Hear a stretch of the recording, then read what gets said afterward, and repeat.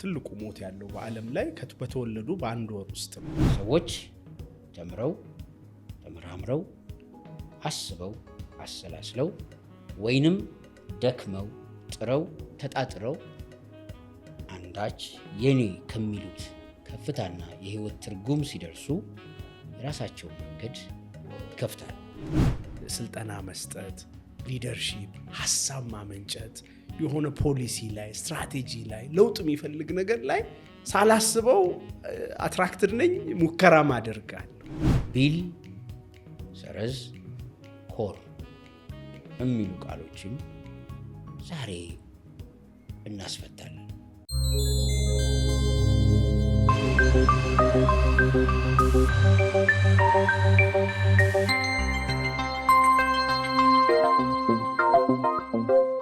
ተመልካቾቻችን ይህ በቢል ኮር ሊደርሺፕ ኢንስቲትዩት እየተዘጋጀ የሚቀርብላችሁ ኮንሽስ ኢትዮጵያ የተሰኘው ሳምንታዊ ፕሮግራማችን ነው። ኮንሽስ ኢትዮጵያ ስለ አእምሮ ንቃት፣ ስለ አእምሮ አቅም መጠቀም ስለቻልነውና መጠቀም ስለምንችለው ጥልቀት፣ ስፋት፣ መሻገር ስለምንችለው አድማስ ሳይንሳዊ በሆነ ምልከታ ብዙ ነገሮች የምንዳሰስበት ፕሮግራም ነው። ፕሮግራማችን የጀመረው የዶክተር ቢላል ሽኩርን የህይወት ጉዞ በመቃኘት ነው። ዛሬ በዶክተር ቢላል የህይወት ጉዞ የመጨረሻ ክፍል የሆነውን ሌጋሲ መፍጠር፣ ሰዎች ተምረው ተመራምረው አስበው አሰላስለው ወይንም ደክመው ጥረው ተጣጥረው አንዳች የኔ ከሚሉት ከፍታና የህይወት ትርጉም ሲደርሱ የራሳቸውን መንገድ ይከፍታሉ። ነጋዴዎች በንግዳቸው በምን ዘርፍ የሚለውን ጥያቄ መመለስ ሲችሉ ዘርፋቸውን ለይተው በዚያ መስክ ራሳቸውን ይገልጻሉ። መምህራንም እንደ መምህርነታቸው እኔ የሚሉትን ከፍታ ሲያገኙ ራሳቸውን ይተረጉማሉ። ሌሎቹም እንደዚያው።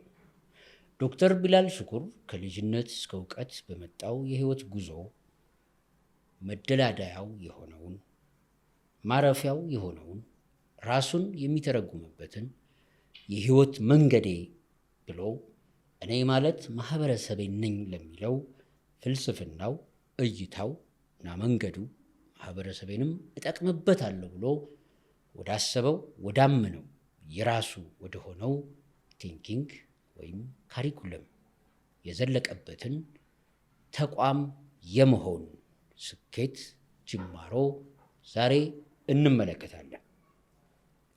ዶክተር ቢላል እና ቢል ሰረዝ ኮር የሚሉ ቃሎችን ዛሬ እናስፈታለን። ወደ ቢል ኮር ከመግባቴ በፊት ግን አንዳንድ ጥያቄዎችን ላነሳልህ እወዳለሁ። እንኳን ደህና መጣ ዶክተር። እንኳን ደህና ቆየህ ማሚ። በጣም ደስ የሚል ጉዞ ነው እያደረግን ያለነው። ይህ የፕሮፋይል ጉዟችን የመጨረሻ ክፍል ነው። እንደው ቀለል ያሉ ጥያቄዎችን ለማንሳት በተለይ የዛሬውን ፕሮግራማችን ካለፉት 3 ክፍሎች የህይወት ጉዞ ለየት ስለሚል ቀላል ጥያቄ ነው የምጠይቅህ። ስለ ህፃናት ምን ታስባለህ? ህፃናት ለአንተ ምንድን ናቸው? ድንገተኛ ጥያቄ ነው። ባይዘው አብዛኞቹን ሪሰርቾችን ከህፃናት ጋር እያገናኘው ነው ስሰራ የነበረውና በጣም እንግዲህ ሰው ልጅ ይወለዳል አይደል? አብዛኞቹ ሰዎች የሚሞቱት በአንድ ወር ውስጥ ነው። ትልቁ ሞት ያለው በዓለም ላይ በተወለዱ በአንድ ወር ውስጥ ነው። ከዛ ቀጥሎ በአንድ ዓመት ውስጥ ነው አብዛኛው ሰው የሚሞተው። ከዛ ቀጥሎ በ5 ዓመት ውስጥ ነው። ከዛ በኋላ እየቀነሰ ይመጣል እና አንተ የጠየከኝ በሌላ ፐርስፔክቲቭ እንደሆነ ይገባኛል። እኔ ግን እንደ አንድ የጤና ባለሙያ ሪሰርቸር ትልቁ የአንድ ሀገር እድገት መለኪያም ምን ያህል ህፃናት አልሞቱብህም ነው። ሀገር መሰልጠኑ የሚታወቀው ጨቅላ ህፃናትን ማትረፍ የሚችል ሲስተም አለው ወይ ነው። ጨቅላ ህፃናት እና ህፃናት ከ5 ዓመት በታች የሚሞቱት በምን እንደሆነ ታውቃለህ ማሚ? አብዛኞቹ የሚሞቱት በምግብ እጥረት ነው። ታዳጊ ሀገር ነው። ኢትዮጵያ አይነት ባሉ ሀገራት አፍሪካ ውስጥ ግማሽ ከሚሞቱ ከሁለቱ አንዱ ወይም 50% አካባቢው ገደማው ከምግብ እጥረት ተያያዥ በሆነ ነገር ነው የሚሞተው።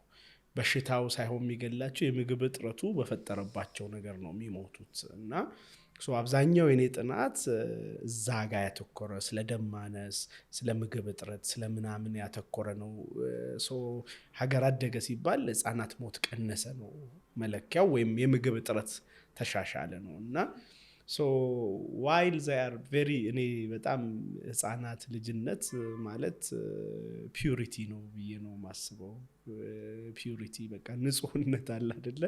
እንደፈለገ መሆን የሚችል ተፈጥሮ የሰጠችውን ናቹራል ንጹህነትን ይዞ ግን ከዛ በኋላ እንግዲህ እያደገ በሚመጣ ከማህበረሰብ ጋር በሚኖረው ኢንተራክሽን፣ ከቤተሰብ ጋር በሚኖረው ኢንተራክሽን፣ ከራሱ ጋር በሚኖረው ኢንተራክሽን ወደ የትኛውም አቅጣጫ ሊሄድ ይችላል። ግን ፖቴንሻል ነው ማየው ህፃንነት ሳይ ሰላምን፣ ደስታን፣ ኢቭን እውነተኝነትን፣ ውበትን፣ እኔ መንፈሳዊነትም እለዋለሁ። እዛ ጋ ነው ያለው ፒዩሪቲ። በጣም ነው የምወደው ህፃን ባይዘው። ኮኔክትድ ነኝ ከልጆቼም ጋር ከሌላም ህፃን ጋር ደስ ይለኛል። ሳቅፋቸው ራሱ በጣም ነው የምወደው። እና አይከን ሴንስ እውነተኛነትን፣ ፒዩሪቲን፣ ውበትን፣ ንጹህነትን የምታይባቸው ናቸው። እና ምንም የመሆን ደግሞ አቅም ያላቸው ያልተበረዙ ፒዩር ኦክሲጅን ብዙ ካርቦን ዳይኦክሳይዱ ያልበዛበት አይነት ፍጡሮች ናቸው። አንድ ማህበረሰብ ውስጥ ምንድነው እነሱን ተንከባክቦ ለጥሩ ነገር የማብቃት ብቃት በቃ ሪሊ ማህበረሰቡ ሰልጥኗል፣ አድጓል ምትል ለጥሩ ነገር ለጥሩ አዋቂነት ከልጅነት ወደ አዋቂነት ማድረስ መቻል።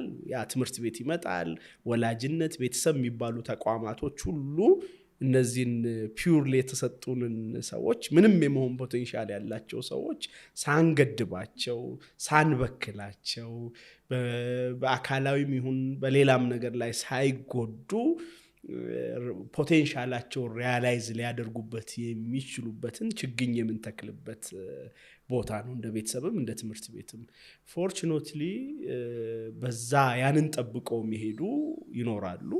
አንፎርቹኔትሊ በአካላዊም ይሁን በስነ ልቦናዊ፣ በጤናዊ፣ በመንፈሳዊ ደግሞ ሊሚት ተደርጎ ጉዳት ተደርሶባቸው ፖቴንሻላቸው ሎክ አድርጎ ያላለቀ ያልተፈታ ችግር ያላለቀ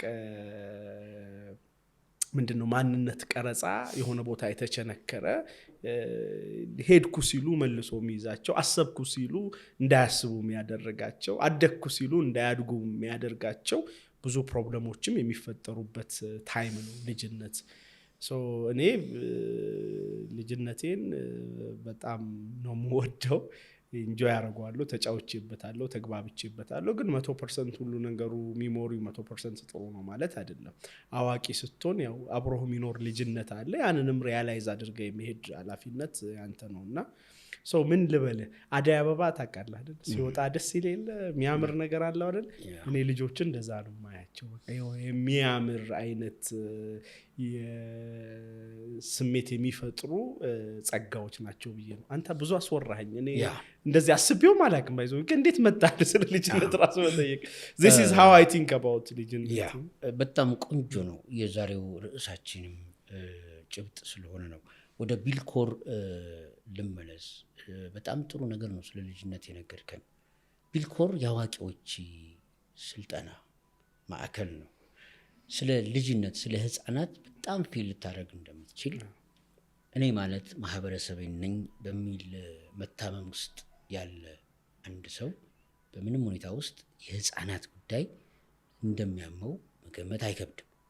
በተመሳሳይ አንተም በህፃናት ላይ የሚያክል ትኩረት በማድረግ ውስጥ ማስተምረውም ባይዘዌ አላቋርጥ የእናትና የህፃናት ጤና ላይ ኒውትሪሽን ላይ ነው። ፎር ኢንፎርሜሽን ትኩረቴ የኔ ኮርስ የእናትና የህፃናት እንትን ላይ ነው። ቀጥል። በጣም ደስ እኔ ማለት ማህበረሰብ ነኝ። ፕሩፉ ይሄ ነው። እናትና ህፃንነት ውስጥ ነው ሰውነት ያለው። ሶ ዩ አር ዜር። በጣም ደስ ይላል።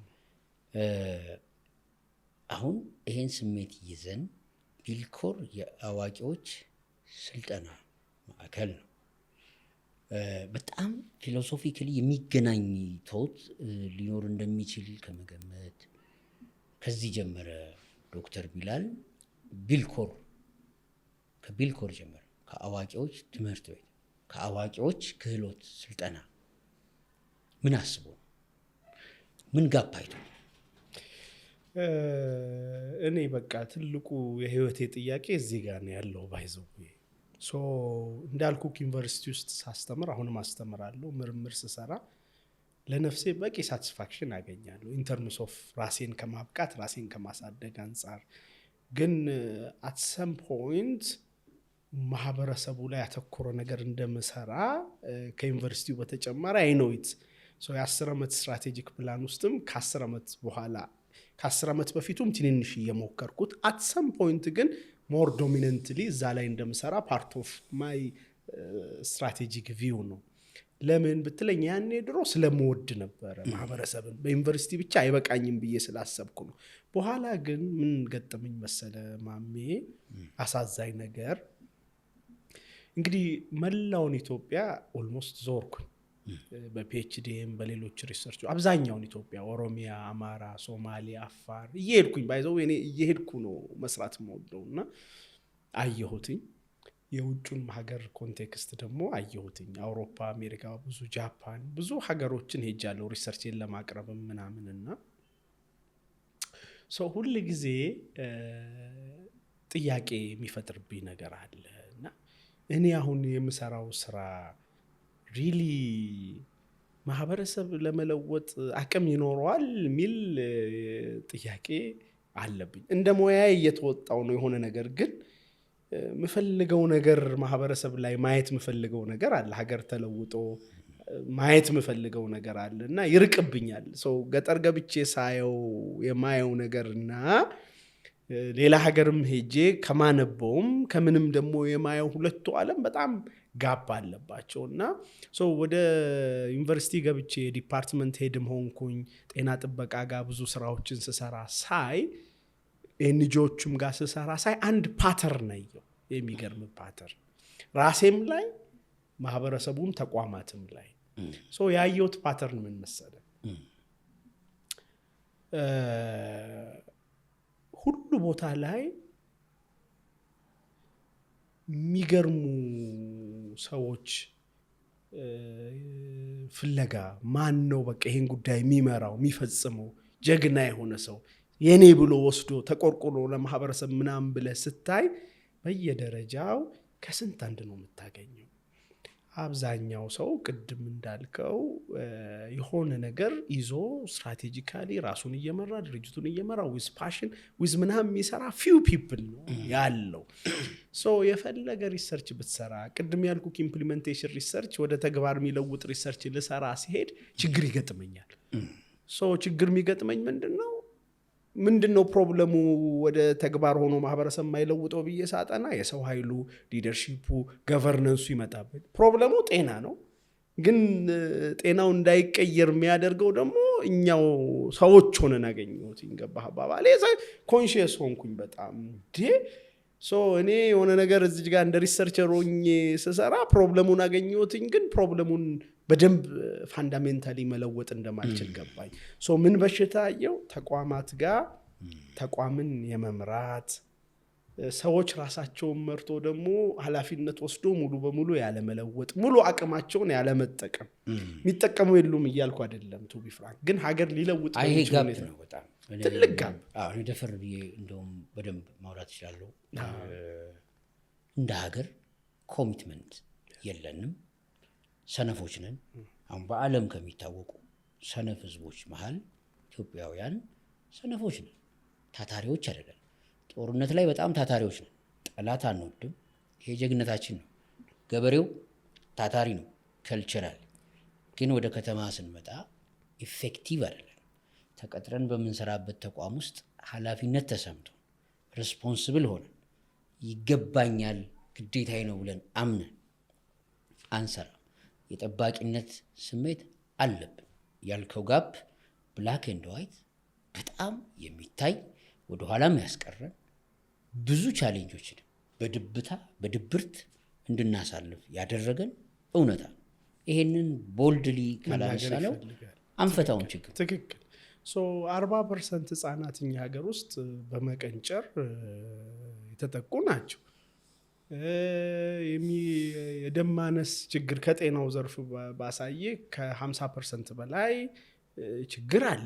ድህነቱ አለ፣ ውሃ ምናምን ችግር አለ፣ ፖለቲካው ችግር አለ፣ ማመራሩ ችግር አለ፣ ተቋሙ ችግር አለ። እንድ የምር እውነት እንነጋገር ካልን መቼ ነው የሚፈታው ራሱ የሚለው ለወደፊቱ ራሱ ጥያቄ ሆነብኝ። ገባ?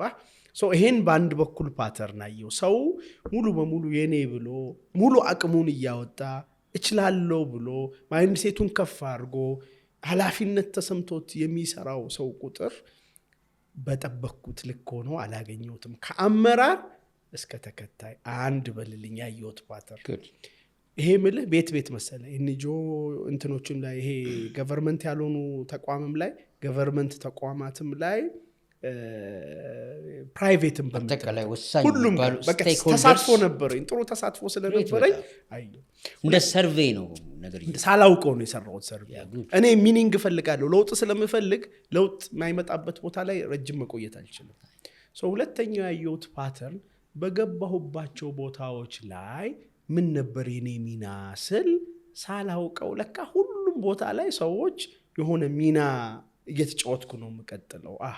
አልኩኝ የኔ ሚና አንደኛ ካፓሲቲ ቢልድ ማድረግ፣ ስልጠና መስጠት፣ ሊደርሺፕ፣ ሀሳብ ማመንጨት፣ የሆነ ፖሊሲ ላይ ስትራቴጂ ላይ ለውጥ የሚፈልግ ነገር ላይ ሳላስበው አትራክትድ ነኝ፣ ሙከራም አደርጋለሁ።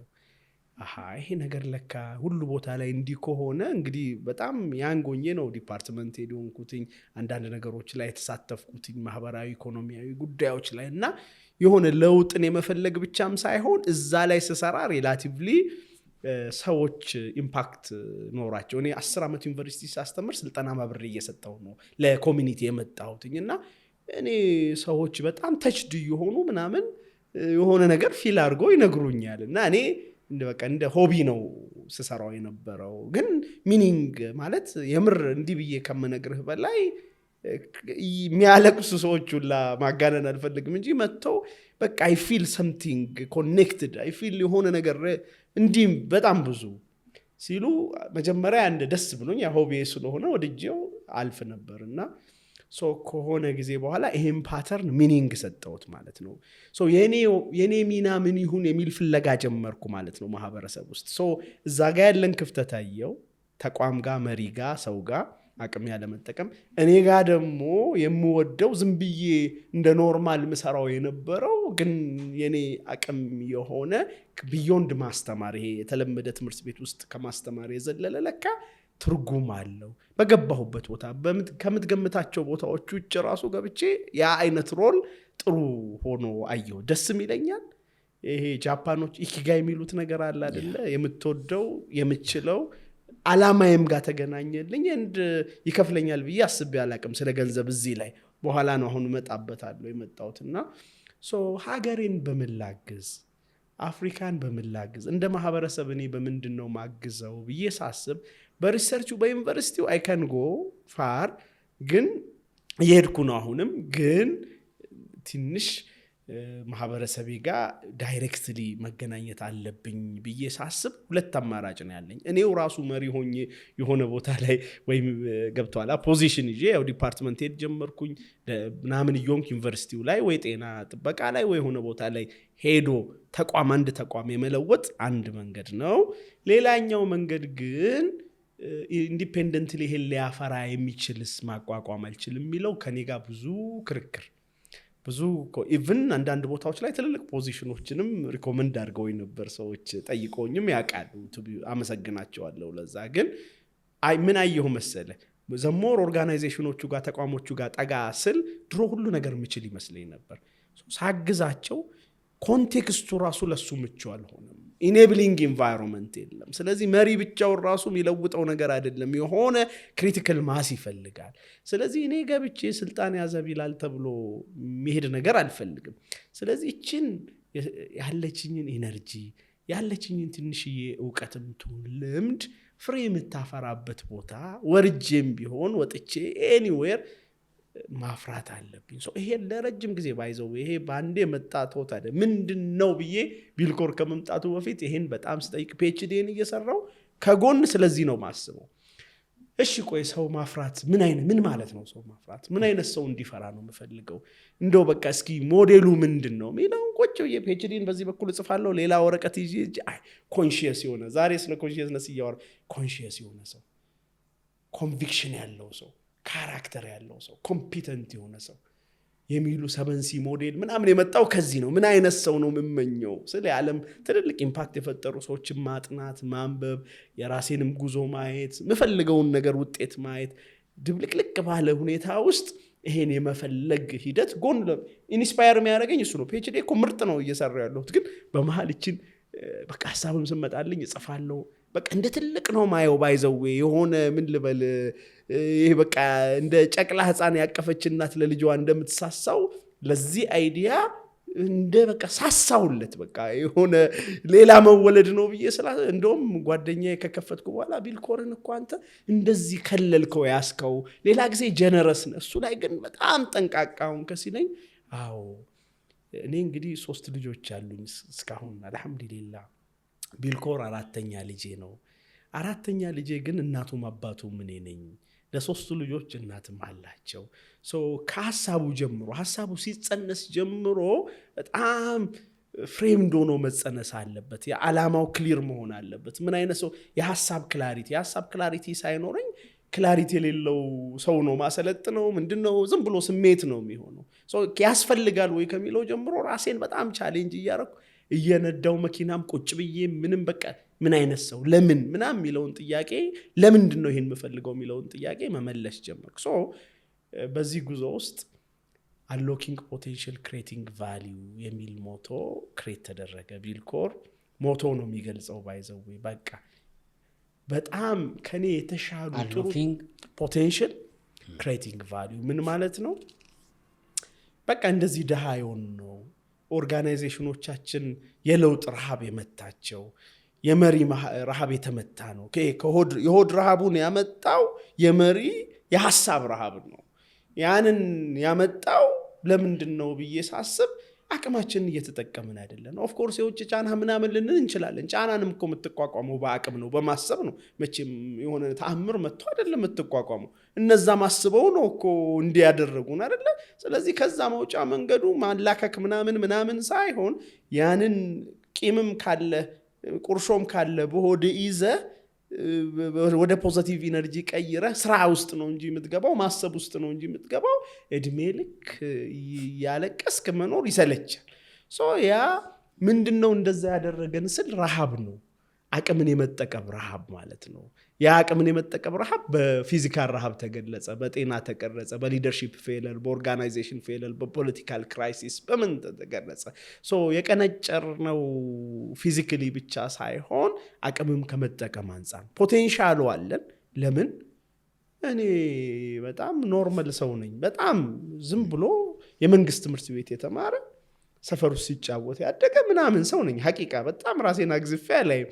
ግን እውነት ለመናገር በዩኒቨርሲቲ ውስጥም ዓለምም ሄጄ በማቀርባቸው ሪሰርቾች ላይ ከማንም አንሼ አላየሁም ራሴን እንዳልኩ ገባ። ስለዚህ የሆነ በሞከርኩት ነገር ላይ አልহামዱሊላህ ስኬትን አይቻለሁ። በቂ ነው እያልኩ ሳይሆን ከዚህም በላይ ግን የማየት እድል እንዳለኝ በጣም ፈርም ኮንቪክሽን አለኝ። እስካሁን አንድ ፖይንት ትንሽ ለምን እዚህ ሞመንት ላይ ያለህ ኤነርጂ ምንም ጥያቄ የለውም። ይሄ ትልቅ ስኬት ነው። ስለ ህፃናት ባጫወትከኝ ጉዳይ ትክክል ነው። በጣም ማለት በጣም ተቺ ነው። እንደ ዓመት ሳይሞላቸው 1 ወር ሳይሞላቸው 5 ዓመት ሳይሞላቸው መሞት በድህነታችን በምግብ እጥረት፣ ከዚያ ከፍ ስትል ወደ ተቋማት ያለው ደግሞ ካፔብል አለመሆን፣ ኢነብሊንግ ኢንቫይሮንመንት፣ ይሄ የሚያስችል ከባቢ አለመፈጠር፣ በየተቋሞቻችን ትጉ ሰራተኞች አለመሆን፣ እዚህ ጋራ የምንወልዳቸው ህፃናት ገና ከጨቅላ መሞት which means ህፃናትና እናቶች ላይ በመስራት ሂደት ውስጥ ምንም ጥያቄ የለውም የማህበረሰብ ህመም መፈጠሩ። ሰው ውስጥ ላይ ህመሙ አለ፣ ፕራክቲካል ነው ይሄ። ከዛ በተቋማት ውስጥ ደግሞ ስታሳልፍ እንደዚህ ያለማደግ ምልክት ከሆነ እንግዲህ በደንብ ዲፋይን እያረክልን ነው የመጣው። ሀገራት ሰለጠኑ የምንል ከሆነ ህፃናትን ባለማሞት እንዳይሞቱ በማድረግ ውስጥ ህፃናትን እንዲያድጉ በማስቻል አቅም ውስጥ የአንድ ሀገር የማደግ ሂደት ይለካል የሚለውን ትርጓሜ አነሳለን። ስለዚህ ባለማደጋችን ድሃ በመሆናችን ህፃናትን ገና በጨቅላ እድሜያቸው ወር ሳይሞላቸው የሚሞቱ ሆኖ ማየትን የሚታመም ህሊና በየትኛውም ሁኔታ ውስጥ በተቀጠረበትም በተሰየመበትም የስራ ኃላፊነት እጅግ በጣም ትጉ፣ እልህ፣ ቁጭት፣ ህመም ወደ ኋላው ሲያስብ የህፃናትን ሞት ህፃናት ይሞታሉ ምክንያቱም ደሃ ሀገር ስለሆንን የሚለውን ስሜት ብቻ ፊል ካረገ የውስጥ ሌዚነት፣ ስንፍናም፣ ግዴለሽነትም ምንም ይጠፋል። ነገር ግን እዚህ ጋራ የተፈጠረብህን ህመም ከበፊትም ጀምሮ እኔ ማህበረሰቤን ከሚለውም ሌጋሲ አኳያ ስታሳልፍ ያዳበርከው ፐርሶናል ባህሪ አለ፣ ማንነት አለ፣ ስብዕና አለ። ስለዚህ እዚህ ስብዕና ውስጥ የምትሄድባቸውም ተቋሞች ከዚህ ስብዕና ጋራ ፊት ያደርጋሉ አያደርጉም፣ ምንም ዳይሬክት ኮንፍሊክት ውስጥ መግባትህ እሙን ነው። ባለፉት 3 ክፍሎች እያወራን የመጣ ነው ጨዋታ ዋናው ቢልኮርን ዲፋይን ስታደርግ ምን ማለትህ እንደሆነ መረዳት ፈልጌም ነው። አት ሴም ታይም ህፃናትን የጠየቁ ይህ ሰው ማን ነው የሚለውን ያለፉት 3 ክፍሎች በቂ ነገር ሰጥተውኛል። በነገራችን ላይ ተመልካቾቻችን ቢልኮር ትልቅ ተቋም ነው። እኔ ባለፉት 3 ክፍሎች ነው ክሪቲካሊ ባሳለፍናቸው የፕሮፋይሊንግ ቃለ ምልልሶች፣ እንደዚህም ቃለ መጠይቅ አድራጊ አይደለሁኝም፣ ግን በጣም ክሪቲካሊ መጠየቅ መረዳት ስለፈለኩኝ ነው እና ባለፉት 3 ክፍሎችም ስለ ዶክተር ቢላል ብዙ ጥያቄዎች አንስቻለሁ። ዛሬ ቢልኮር እንዴት ተመሰረተ የሚለውን ሂደት ሲያወራን ድንገት የተወለደ ሳይሆን በህይወት ሂደት ውስጥ የተፈጠረ ጥያቄ እንዴት ነው መመልሰው የሚለው ፐዝል ተደጋግሞ ዓመታት ተሻግረው በአንድ ሰው ባህሪ ውስጥ የግድ ሚና መጫወት ካለብኝ፣ ቫሊዩ መሆን ካለብኝ በየትኛው መስክ ነው የሚለውን ጥያቄ የመለሰለት በስራ ሂደት ውስጥ ያሳለፈው ጉዞ ነው። እዚህ ጋር ክሪቲካል ሆነን ማሰብ በጣም አስፈላጊ ነው። ህፃናት ጋር በመስራቱ ህፃናት ጋር የሰራው ሪሰርች ማናችንም የተወለደ ህፃን 1 ወር ሳይሞላው መሞቱን መስማት ተፈጥሯዊ ሳይሆን የምግብ እጥረት፣ ለምን ደሃ ሀገር ስለሆነ ትጉ ሰራተኞች ሆነን ሀብታም መሆን የምንችል ሀገር ሆነን ከ2 ሚሊዮን ቶን በላይ አሳ ማምረት የሚችሉ ሀይቆች አያመርቱ። 60% ማረስ መታረስ የሚችል መሬት አይታረስም። ዛሬም ስንዴ ኢምፖርት እያደረግን እንግዲህ ኢምፖርት አቁመን ከሆነ በቅርቡ አላውቅም። ብዙ ነገሮችን እያለን የሌለን የሆነው ስንፍናችን፣ ግዴለሽነታችን መሆኑ ግልጽ ነው።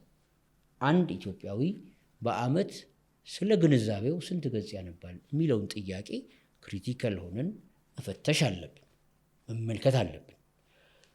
በመሀል ጣልቃ የገባሁት ዶክተር ያው ከትህትናም ከመተናነስም ጥሩ ነው። የሞራል ገት በህይወት ውስጥ የሚኖሩ ሰዎች ይህን ባህሪ ያዳብራሉ። ነገር ግን እንደ ሀገር ለውጥን ደግሞ ስንፈልግ ተከታዮች መኖር አለብን። ምን ማለቱ ነው የሚለውን ስሜት ፎርቹኔትሊ በህፃናት ላይ የሰራው ሪሰርች ህመሙን ዘላለማዊ አድርጎታል፣ የማይላቀቅ አድርጎታል። ተቋማት ውስጥ ገብቶ ሲያሳልፍ የሰዎችን ኮሚትመንት በተለይ እሱ ከሚጫወተው ሚና ካፓሲቲ ቢልዲንግ፣ የሊደርሺፕ እነዚህን ሚናዎችም ሳያውቃቸው ከሚያገኛቸው ምስክርነቶች ካሳለፋቸውም ህይወቶች አንደርስታንድ ማድረግ ስንኖር የምንኖረውን ህይወት አንደርስታንድ ማድረግ በራሱ ትልቅ ነገር ነው። ስለዚህ የቢልኮር ካሪኩለም ማለት በስራ ሂደት ውስጥ በተኖረ ኑሮ የህፃናት ህመም ላይ ያለ የኮሚትመንት ክፍተት የቢልኮር ካሪኩለም ሆኖ መጀመሪያ አገር እንድታድግ አገር እንድትለወጥ የደረሰው አዋቂ ሙያ ላይ ያለው አዋቂ ያለውን ክፍተት የስኪል ጋፕ፣ የኮሚትመንት ጋፕ፣ የሰልፍ ሊደርሺፕ ጋፕ ወዘተረፈ እነሱን ማቃናት ከተቻለ ትጋት መፍጠር ከተቻለ ቢያንስ የሆነ ነገር ማራመድ እንደሚያስችል ክሉ አገኘ። እዚህ ክሉ ውስጥ ቢልኮር ህይወት ሆኖ ማብቀል ጀመረ። እንደዚህ ለማድረግ በዓለም አቀፍም ጃፓኖች ትልቅ ካልቸር ነው ያነሳሳቸው፣ የአውሮፓም የአሜሪካም የአዲስ አበባ ዩኒቨርሲቲም ያሁን ሁል ጊዜ አንድን ጉዳይ በተለይ የሰውን ልጅ ለመስራት ጭንቅላት ላይ ኃላፊነት ወስዶ ለማሰልጠን መምህር ለመሆን ቀላል አይደለም። በሰው ላይ ኃላፊነት መውሰድ ቀላል አይደለም። እነዚህ ረጅም ዓመታት ውስጥ የተኖረው ኤክስፒሪየንስ ኢምፕሪሲስት ነው የሰጠህ ሪያሊስቲክ የሆነ መገንዘብ፣ መረዳት፣ መታመም ራስህን ዲፋይን እንድታደርግ አደረገህ። በቢልኮር ተገለጸ ማለት ነው። ቢልኮር ኢዝ ኤ ላይፍ ሎንግ ማኒፌስቶ። ኢትስ ኖት ኦል ኦፍ ኤ ሰደን የሆነ እስኪ እንደዚህ ብናረግ ተብሎ የተመሰረተ ጉዳይ ሳይሆን የህይወት ጉዞ የፈጠረው በቃ መድረስ ነው ማለት እንችላለን። ያ አይ ቲንክ በጣም በሚያምር ሁኔታ ነው ያስቀመጥከው። ስሙ ቢልኮር አይባል እንጂ አብሮኝ ያደገ ነገር ይመስለኛል። በፊትም ስለ ትምህርት የነዛው እድገት እኮ ነው። ከዛ ዩኒቨርሲቲ ገብቼ ፐብሊክን ስመርጥ ቢልኮር አለ ውስጡ ላይ፣ ማህበረሰብ ስል ቢልኮር አለ ውስጡ ላይ።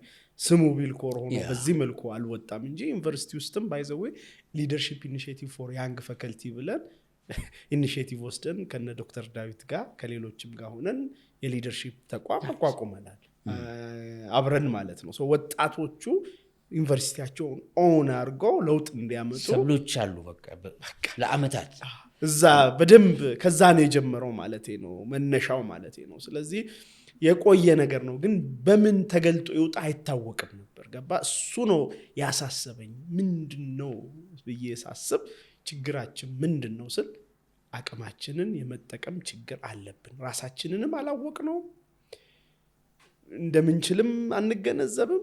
ምን ወደኋላ እንዳስቀረንም ዲፕሊ አልተረዳንም። ሌላ ነገር ውስጥ እያተኮርን ምንድነው መፈክር እየቀየርን እድሜ ልክ ከባድ ነው። መፈክር ከመቀየር ወደ ራስ መቀየር መለስ ብሎ ማሰብ ይፈልግ። እጅግ በጣም ደስ ይላል። አንድ በጣም ለየት ያለ ጥያቄ እንደምጠይቅ ምናልባት የመጀመሪያውን ስልጠና ስትሰጥ የመጀመሪያውን ዙር ቢልኮር ተወልዶ የተሰማህ ስሜትና የተመለከትከው አጸፋ ምን ይመስል ነበር? በጣም የሚገርም ነበር። እዚህ ላፍቶ ሞል ላይ ነበረ። ባይዘው ቢልኮር ትልቅ ኦፊስም ምንም አልነበረውም። ሶሻል ሚዲያ ላይ አስተዋወቅን። አሰብኩበት። ሀሳቡ የሰክሰስ ሞዴሉ የስሜት ብልህነት ነው የሰጠሁት። ባይዘው ለሰክሰስ ትልቁ ቁልፍ ሆኖ ያገኙት በዚህ ምርምሬ አንዱ የስሜት ብልህነት ነው እና ወላሂ እንዲህ ብዬ ልነግርህ አልችልም። በቃ ተማሪው ሙልት ብሎ የሆነች የተከራየናት ቤት ውስጥ እንግዲህ እኔ ረጅም ዓመት ሳስተምር ከርም ያለው እኮ የሆነ ያኛው ግን የሆነ የተሰጠህን ሚሽን ረጅም ዓመት ይዘኸው የሆነ ቀን ስታፈነደዋል ስሜት አለ አይደለ? በሚገርም ማታ ላይ ነበር የጀመርኩት። በሚገርም የስሜት ከፍታ በቃ ጸጥረጭ ብሎ ክላስ እንደዛ ጸጥረጭ ብሎ ሲሰማ ይቻል አቅም ከዛ በጣም ላይቭሊ ህይወት ያለው ክላስ በቃ ስወጣ የተሰማኝን ስሜት ፖስት አድርጌዋለሁ። በቃ ለእኔ that day is historical day በቃ ታሪካዊ ቀን ነው። አየሁት፣ በቃ ቴስት አደረኩት። ሰው ጋር ለካ የጠማው ያ ነው። ትክክለኛ መሬት የረገጠ ሪያሊቲን ያገናዘበ ውስጥህን ሊያናግር የሚችል ለመኖር የሞከረ ሰው ከዛ ከሳይንሱ ጋር አገናኝቶ ሲያወራ በቃ ሌላ ሌቭል ነው። ትልልቅ ሰዎች ነው ያሉት፣ አዋቂዎች ነው ያሉት። ግን it was a moment እና እኔ ልጅ ሲወለድ ራሱ በዚህ ልክ ስሜት ይሰማል ብዬ አላምንም። በቃ የመጨረሻ በቃ ተጀመረ፣ በቃ መንገዴ ተጀመረ ብዬ በደንብ የገባኝ ቀን ነው። ለምን አቀባበሉ የሚለይ ነበረ። እጅግ በጣም ነው ደስ ያለኝ። ማለት አሁን ቢልኮር እንደ ትውልድ እንደ ሀገር ሊፈጥራቸው ሊያበረክታቸው የሚችላቸው ብዙ ሚናዎች እንዳሉ እንደ አንድ ጸሐፊም ሆኜ ምስክር ነኝ። ፕራክቲካሊ ተከታታይ ክፍሎች ስለተመለከተ የመጀመሪያውም ስሜት ይሄ ነው። ማለት በተኖረ እንደ ዴቪድ ሂውምና ዴካርት ናቸው እንግዲህ እውቀት የሚባለውን ነገር በሁለት ሙግት ይዘውት የመጡት። የዴቪድ ሂውም ትልቁ አቅሙ ምንድነው? ኢምፕሪሲዝም፣ የተኖረ ህይወት ኤክስፒሪየንስድ ይሆን። እውቀት ማለት የተኖረው ኤክስፒሪየንስድ ይሆነው ከውስጥ ከባህሪ የሚጣባው ነው። ሰው የእውቀት ምንጩ የተኖረው ልምድ ነው ብሎ ነው የሚሞግተው። የዴካርት አመክንዮ ወይ ምክንያት ነው ይላል። አንብበን የሆነ ነገር ልናብላላ እንችላለን፣ ግን that's theoretical። በህይወት ውስጥ በትምህርት ሂደት በውጣ ውረድ በስራ በተፈተነ ኤክስፒሪየንስ ኢንዳይሬክት ሰርቬይ ስራ ላይ ነህ፣ ግን ኤክስፒሪየንሱ የሰጠህ መረዳት አለ። የሀገር ክፍተት ምንድን ነው? የእኛ ድክመት ምንድን ነው? ምንስ ነው ማድረግ የሚጠበቅብኝ በሚል ጥያቄ ተቋም ይሁን መንፈስ ይሁን ምን ይሁን ሳታውቀው ግን ኮስችን እየተደረገ በቆየ ሂደት ውስጥ ቢልኮር ተወልዷል። ይሄ ለሀገር ብዙ ሚና ይጫወታል። ለአፍሪካም ትክክል ነው።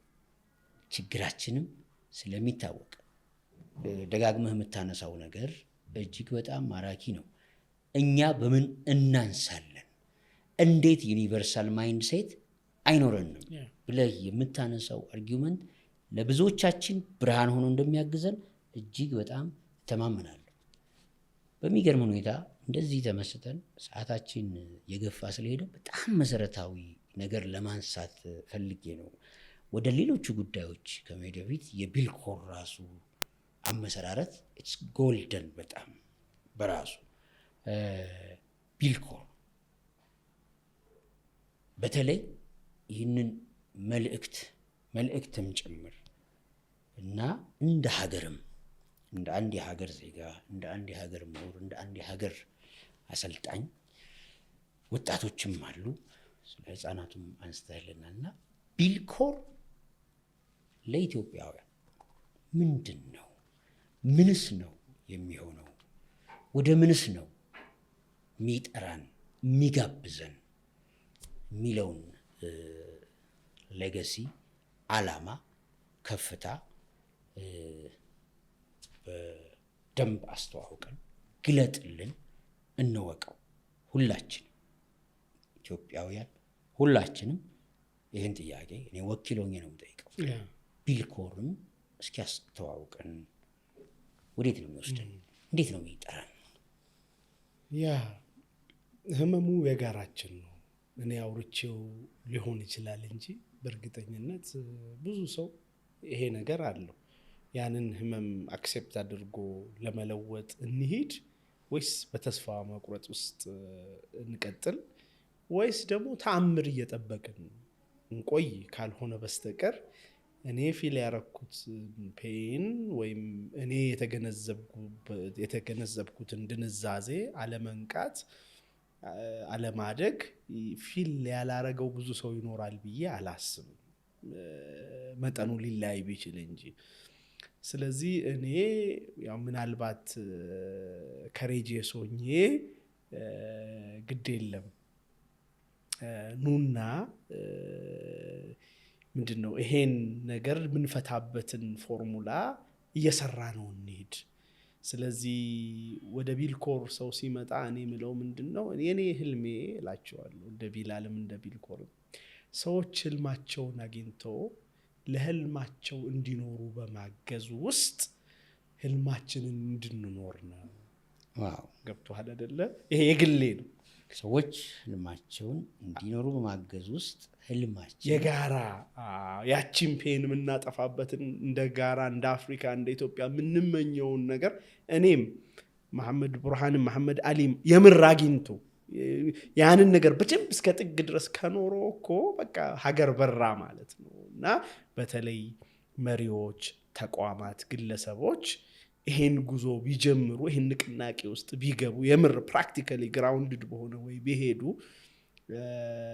በጣም ፋንዳሜንታል የሆነ ለውጥ ይመጣል ብዬ አስባለሁ። ሶ እንደ ሚሽን እኛ የምንወስደው እንደ ቢልኮር ኢንስፓየር ኤንድ ኢምፓወር ነው። ኢንስፓየር ብቻ አድርገን መሄድ አይደለም የምንፈልገው። ኢንስፓየርድ እንዲሆኑ ኢምፓወርድ እንዲሆኑ ማንን ካልከኝ ግለሰቦችን ኢንስፓየር ኤንድ ኢምፓወር ኢንዲቪጁዋልስ ሊደርስ መሪዎችን ኤንድ ኦርጋናይዜሽንስ። እኔ ጨዋታዬ ከተቋምና ከሰው ጋር ነው። አብሮ የተሳሰሩ ነገሮች ናቸው ብዬ ነው። ለምን ተቋም የሰውን አቅም የሚያባዛ አቅም አለው። ገባ? ከልቸር ሴት የማድረግ አቅም አለው። ግለሰቦች ጋር ብቻ አላረገውም። ሰው ተቋማትና ግለሰቦች ሙያቸውን በተለያየ መልኩ ሊያሳድጉ ይችላሉ። አሁን ካሪክለማችንም ሚስ ያደረገው ከታች ጀምሮ ሙያውን ብቻ አይደለም፣ የሙያውን ኢሰንስ ነው ሉዝ ያደረገው። ለምንድነው ሙያ የሚኖረኝ ምንድነው ማረግበት ነው። ሰው ቢልኮር ጋር ሲመጣ ሰዎች አቅማቸውን አውቆ ራሳቸውን አውቆ መሪም መሆን ካለባቸው መሪ ይሆናሉ። በጣም ጥሩ የሆነ ሰራተኛ መሆን ካለባቸው ሰራተኛ ይሆናል። ዲሲፕሊን እንዲሆኑ፣ ፎከስ እንዲሆኑ፣ ተቋምን ማሳደግ እንዲችሉ ትልቅ ቪዥን ሴት ያደርጋሉ። የተቋማቸውን የምናቸው ቪዥን ብቻ አይደለም፣ እንዴት ወደዛ እንሄዳለን፣ ምንድነው ክፍተቴ፣ ወደ ውስጥ ይመለከታሉ። በውጭ ነገር ኢንስፓየርድ ሊሆኑ ይችላሉ፣ ላይክ በቪዥኑ በምን ግን ውስጣቸው ላይ ያለውን ነገር በደንብ የሚመለከቱበት ግራውንድድ የሆነ ነገር መሬት የረገጠ ቅድም ኤክስፒሪየንስ የፊሎሶፊያችን ራሱ ኤክስፒሪየንሽን ለርኒንግ ነው የምንለው እኛ ግራውንድድ ነው የምንለው አብዛኞቹ። እኔ ሶሪ ቱ ሰይ ስልጠናዎች ጋር ያለኝ አብዛኛው ቢልኮርን አልመሰረተውም ነበር ቢኖር ኖሮ ራሱን አይነት በቂና ሳያው አብዛኛው ነገር በጣም ሱፐርፊሻል የመሆን ከላይ የመሆን ኤክስፒሪየንሻል ከመሆን ይልቅ ሞር ኦፍ ቲዮሬቲካል ብቻም ሳይሆን ቲዮሪው ራሱ እርግጠኛ ያልሆነ ሶርስ ያለው ቲዮሪ ላይክ የሆነ ግለሰብ የሆነ ነገር ጽፎ ሀገርን ሙሉ በዚህ ሂድ ማለት በጣም ከባድ እኮ ነው። ገባህ አባባሌ? እኔ ሁሉንም አውቃለሁ እያልኩ አይደለም፣ ግን ያንን ከስር የመስራት የኔ የራሴን ላይፍ ከሰራ ሁሉም ከሰራ ሀገርን የሚመሩ ሰዎች ደግሞ የራሳቸውን ሀገር ስለሚያውቁት ከማወቅ የመነጨ ሌላውን ያስተዋለ ኤቪደንስ ቤዝድ የሆነ አትሊስት እንደው ከወሰድኩ እንኳን ከሌላ ሀገር ሪሰርች እና ምናምን ያረጋገጠውን ኤቪደንስ ያለውን ቲዮሬቲካሊ ዌል ግራውንድድ የሆነውን ነገር እንጂ ዝም ብለህ ከላይ ያለ ነገር ወስደህ ትውልድን የሚያክል ነገር መቅረጽ አችልም።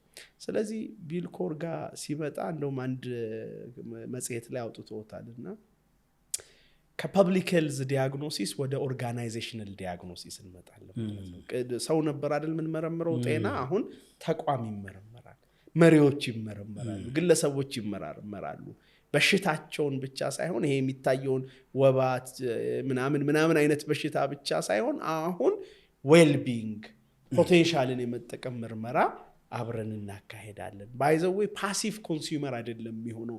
ሰልጣኝም አልላቸውም ባይዘዌ እኔ ብዙ ጊዜ የህልም አጋሮቼ ነው ባይዘዌ የምላቸው። ቢልኮር ውስጥ ያለፉ ሰዎችን ማይ ድሪም ፓርትነርስ ነው የምላቸው። ለምን መሰለህ ማሜ? እነሱ በዚህ ፕሮሰስ ውስጥ ህልማቸውን እኮ ራሳቸው ነው እንዲፈልጉ ማድረገው እንጂ እኔ አይደለም ህልም የምሰጣቸው።